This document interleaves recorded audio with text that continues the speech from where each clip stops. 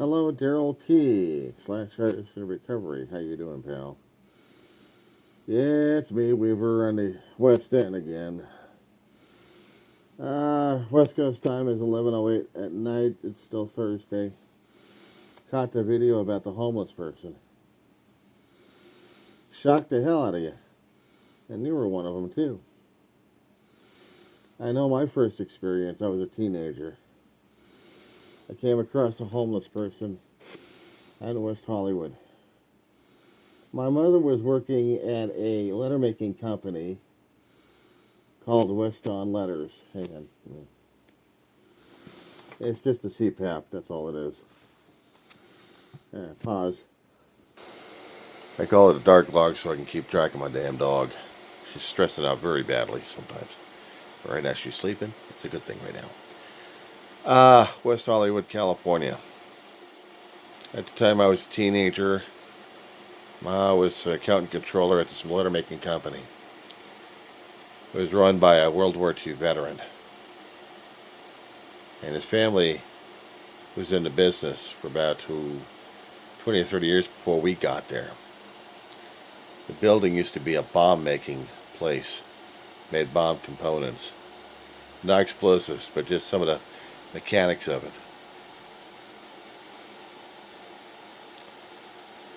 About 100 yards down the street, I was out to get lunch for my mother and myself.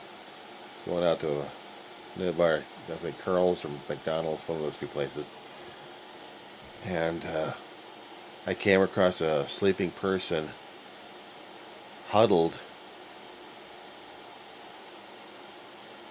in front of an old building on the steps, just sleeping there, sitting up.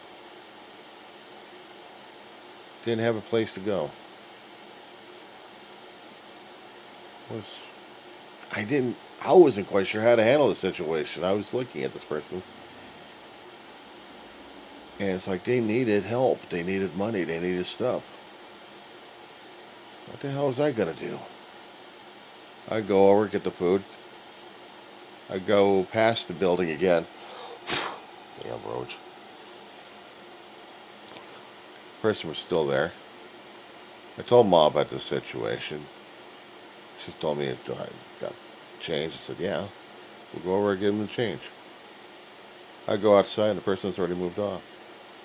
Not a sign of this person anywhere. That got me rattled a great deal. I didn't realize at the time. I never paid attention to news or any gossip from anywhere. I was living in the San Fernando Valley with my family. In certain sections, we did have homeless people wandering around. But I didn't pay attention to them either. I didn't notice them because if I was in a car with my brother driving through town, we weren't paying attention to that. We were paying attention to not getting hit by traffic. We had lunatic drivers in the San Fernando Valley at that time.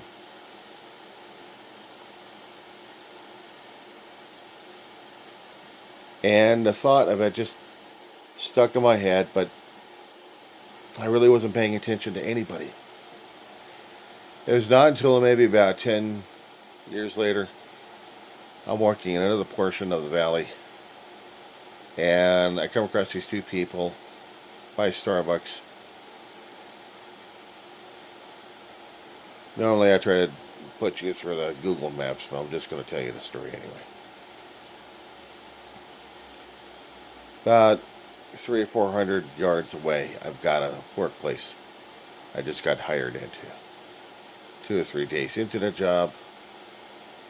Okay, so it's cool. I'm a receptionist. And I see these two people, homeless. Didn't look like they had a sandwich or anything. And they were pleading for chump change. I still had a couple of bucks on me, so I gave them a couple of bucks. And surprised the crap out of them. I'd go for coffee nearly every day, but sometimes coffee gets expensive. And I went out there. like 1 or 2 days later, and they were still out there. But at that time, I thought, okay, it's not just change. If they needed food, then what have I got at home? Well, sliced cheese, sliced ham, and bread. So I get a couple of bags. I made a couple of sacks. I mail a few, man, what the hell? I guess it continued for about a week until we started having problems with the food at home. And we're having problems with the money.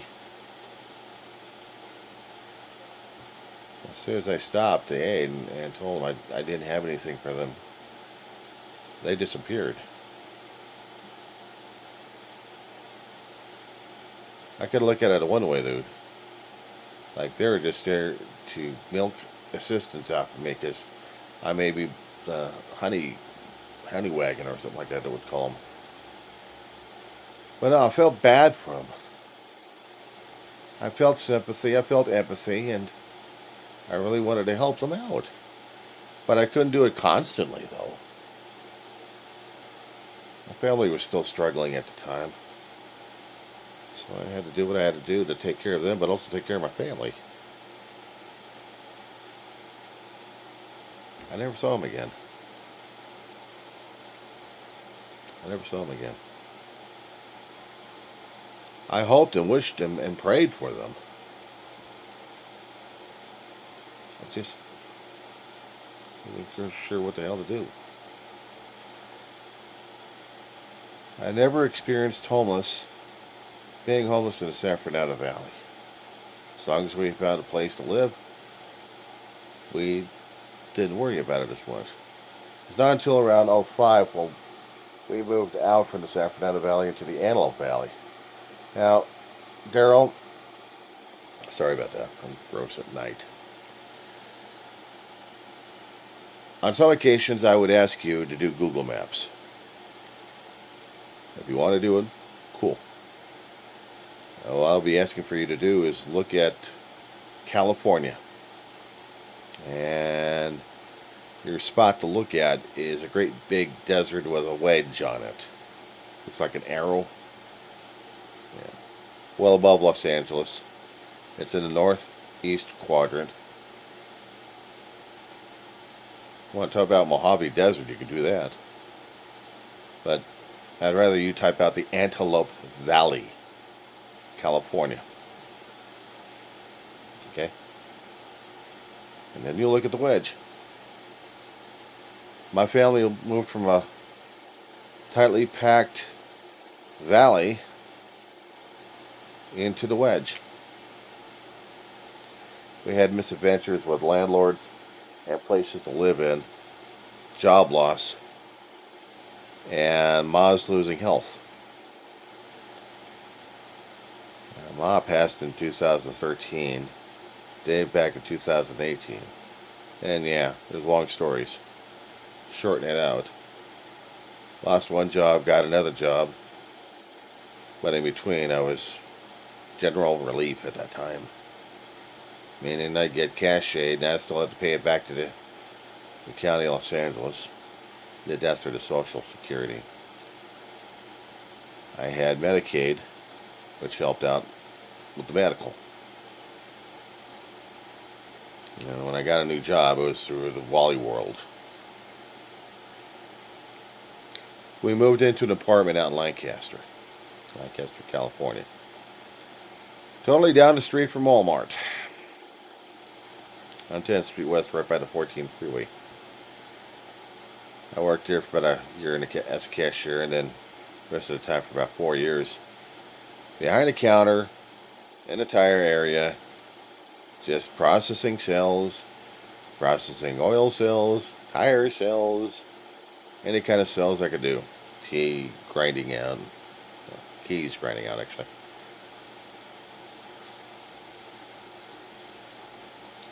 Ma's health was deteriorating. And coming up on 2012, her health really wasn't doing so well. She was at a home hospice. Dave had a lifelong of injuries, but he was the primary caregiver. I'm the more mobile, healthier version. I'm the secondary and the backup, and the guy working his ass off had a job, damn near 5 years, and only get killed in a job.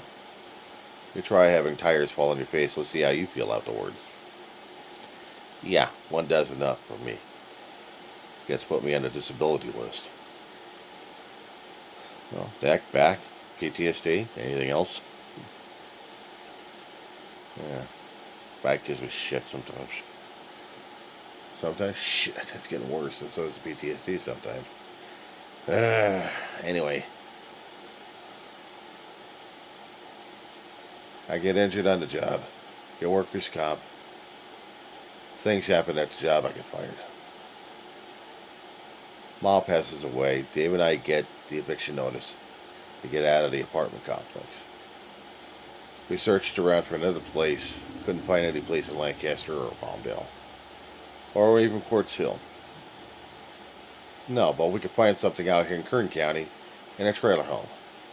We thought it was a miracle. We signed up the paperwork, put in a down payment.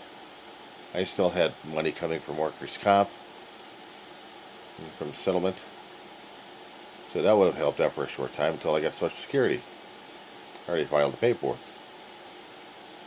It takes a long time for Social Security to get processed, even in those days. Dave and I stayed in the trailer home for about a year and a half. We had issues with the property management and the leasing agent. Got scammed. We weren't the only ones. We couldn't pay the damn rent as high as they were kept jacking it up. And we got kicked out. We got locked out, dude, by sheriffs.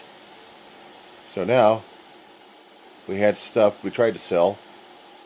We sold a little bit of it. The rest of it gets tossed out in a garbage can. Whatever we had with us, we already shoved into a U-Haul truck and used it for over a week. Just about to get to the point where they were going to be repossessing the truck. And at that point, we already found a motel room to stay for a night or two. I had to hustle like crazy on the internet, trying to get help for this vet. Not me, my big brother. He was a veteran. United States Navy. Technically served 4 years, served longer than that. And with the rest of my videos out there talking about it, he had history. Believe me, a lot longer to tell you right now. But with his status as a veteran, we had help through Salvation Army and a veterans group to get the apartment that you see right now. 10 years ago. And bug free. This time, we got Roach City like crazy. Well, actually, I got Roach City like crazy. I hate fucking bugs. Anyway. Dave was alive in this place for 3 years. And PTSD, COPD, his heart. It's like one thing after another thing. Before I knew it, I wake up one day and Dave's having problems breathing. He tells me in perfect English what was happening. Prior to that, when he reached his 60th birthday, his brain started popping blood vessels. Trans-ischemic attacks. Affected speech, mobile, ability to take care of himself. Johnny had to do 24/7 on this guy. A lot longer. It's like 25/8 on him. And had to interpret everything he had to other people. Even the doctor. Funny thing is, he goes to the hospital with some kind of diabetic reaction happening. He comes back home after his blood sugars settle down, gets a slight infection. 2 or 3 hours later, I'm calling a 911 ambulance on this guy, taking him back over to the hospital, where between that and the emergency room, he vapor locks. Changed my life, my world a great deal. When Dave and I had got tossed out of the trailer home years earlier, we had no place to go. We had rented out a truck. We had some stuff of ours in there, and we're traveling town. We're traveling from one town to another town, trying to get help and assistance. Uh, Dave was Dave and I were 12 steppers. AA. He was coming up on 33 years. This thing's got so damn stressed I forgot what my damn sobriety date during that time. I know it was October 10th, '05. And we were having issues in 2013. No, actually, 2014. Do the math on this one. Several years, and I still had my brain fried out. Salvation Army and the Veterans Group said, give us about a month or less. We'll let you know what's going on. Meanwhile, do the best you can. Yeah, right. That's when we got the motel room, and that's when I had to keep day after day after day begging for help to get money to pay for the room. We would go to food giveaways all the time. We had 2 little dogs to take care of, not to mention 2 adults. And by the time, was it February or March, we'd get the notification. We'd get the place, sign it out, here's a sigh of relief, and we're laying on the floor. But for 1 month, we were surviving in a motel room. Beds, a shower. We got lucky. We got blessed. I'll tell you, living one night in a truck with 2 dogs wanted to climb all over me, and a big brother trying to do guard duty at a meeting hall. Dave had a key to the meeting hall, so we'd go in and use the bathroom if we had to. Fix coffee if we need to, but we couldn't stay in there long.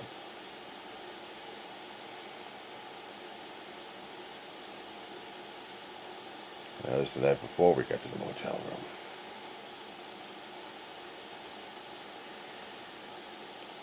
But that's one part of it. It's the other part of it.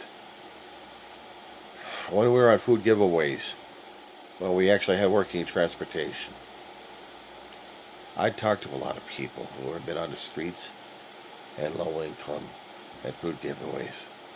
I mean, my brother had, I'd stay in line in certain places where my brother stayed in the car comfortable. I didn't care. We had to get grub. Even living in the trailer home we had money issues left and right. We had food issues.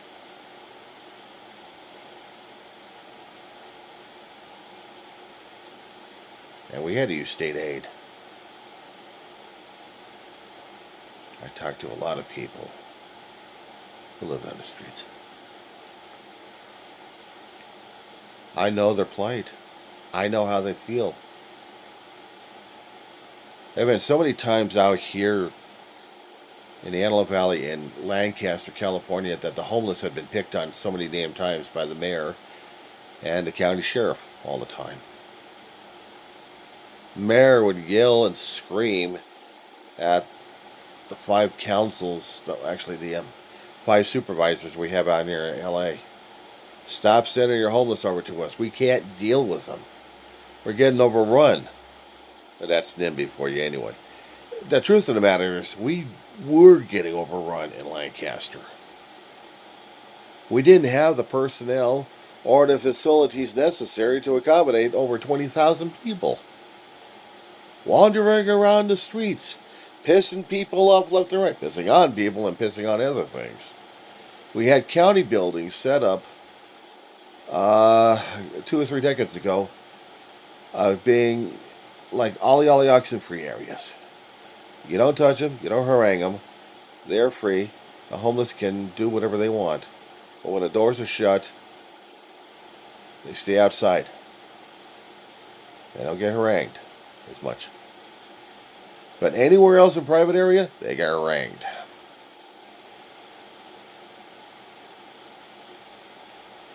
There have been other areas in this Antelope Valley. There had been more of a concentration than the city of Los Angeles had downtown in their Skid Row territory.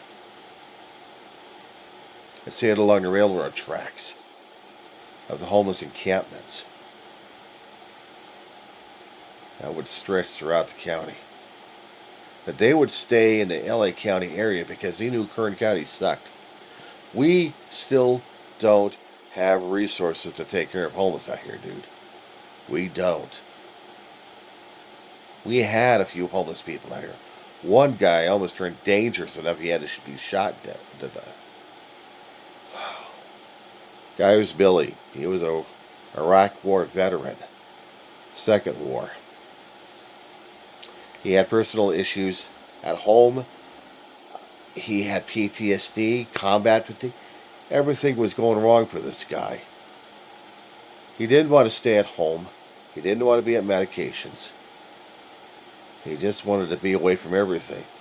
He came out to Roseman. Somehow he was part of Roseman a long time ago before me and my brother got here. And because of that, he became a figure. An example of homelessness, but a character for this town. Okay, I'm going to do a part 2 on this one. Hang on. Here's part 2.